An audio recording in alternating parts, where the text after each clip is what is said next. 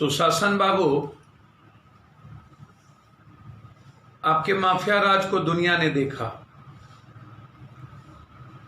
भारत सरकार ने दुनिया में सबसे बड़े माफिया राजों का अंबलदार बिहार की सत्ता को माना है। बलात्कार प्रकाश टापे, किडनैपिंग प्रकाश टापे, कोई सुरक्षित नहीं। कश्मीर से भी बुरी स्थिति।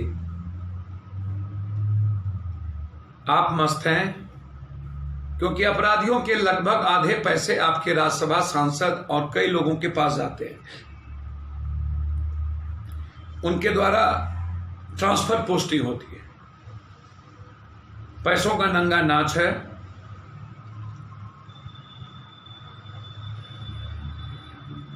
जाति सवाल नहीं है। गया में घटना घटी, आप अभी तक मौन।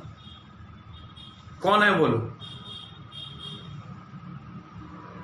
कोई भी व्यक्ति हो, जाति धर्म मजहब कोई हो, अपराधी को जाति से नहीं आंका जा सकता और अपराधियों के कारण किसी जाति को दोषी नहीं बनाया जा सकता।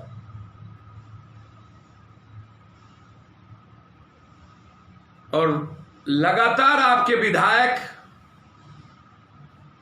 आपके नाक के बाल बने हुए विधायक जो गर्व से कहते हैं कि मैं 4 बार विधायक हूं,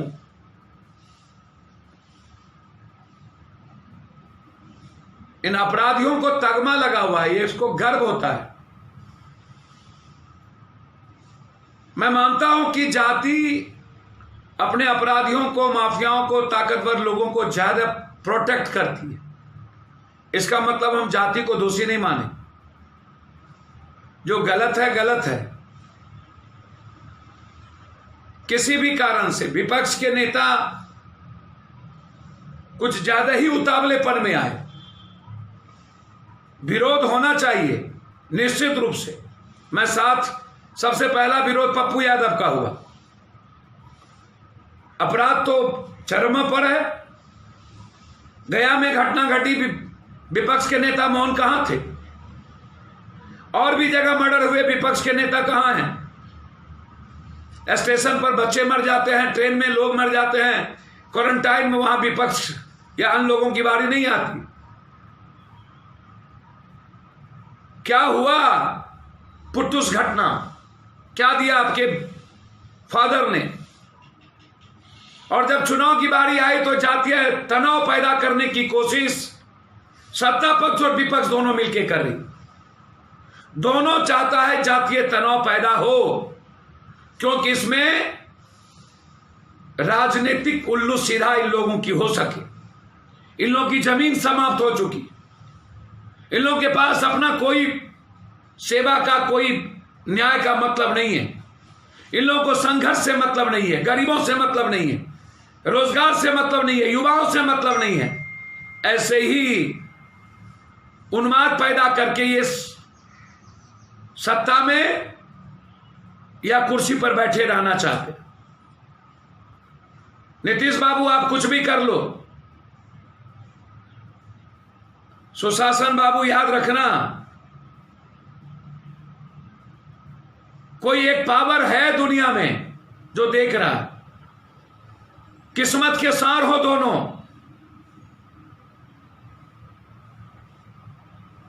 पता नहीं आप जैसे पॉलिटिशियन ही सत्ता में और कुर्सी पर क्यों बैठते हैं, लेकिन जो बयान पुलिस को धमकी दी जा रही है आपके जदयू विधायक के गुंडों के द्वारा, जितना गोली तुम्हारे पास है उतना जेब में लेके चलते हैं, उतना पटाखे में फोड़ देते हैं। शायद उनको पता नहीं, हिटलर और नेपोलियन, चंगेज खां, रावण, दुर्योधन, कृष्ण के पास मात्र 5 लोग थे। राम वनवास में थे। इतिहास लोकतंत्र का जो है वो जनतंत्र से है। जनता से बड़ी ताकत दुनिया में कुछ नहीं। सारी गोली और राइफल बंदूक धरी रह जाएगी। जनता की क्रांति दुनिया में सबसे खतरनाक क्रांति होती है। जब पेट की भूख जगती है ना नीतीश बाबू, और बेरोजगारी का आलम, और जब अपराधियों का तांडव इंसानियत पर होता है, निर्देशों पर होता है, तो फिर अपराधियों का घर जला के राख कर दिया जाता। ये गोली बहुत है, उसको समझाइए। अभी कोई और होता तो आप जेल भेज दिए होते, केस हो गया होता। ये कानून का राज है, ये सुशासन का राज है, समझाइए,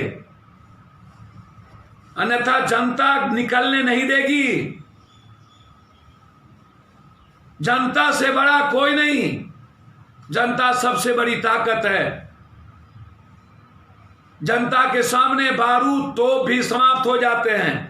ये आजादी का इतिहास देखा गया, अंग्रेजों को भागना पड़ा, नक्सल समाप्त हुए, बड़ी से बड़ी ताकत मिट जाती है। इस अपराधी, टुच्चे अपराधियों को कौन पूछे? 2-4 47 ने देख लिया कि औकात पर आ गया, आकाश चिट्ठी की तरह गिर जाएगा।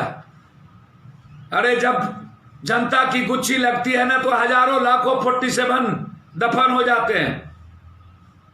जितने लाभ के अपराधियों की औकात है ना, उतने एक एक लोगों के पास 47 56 पड़े हुए रहते हैं इस देश में।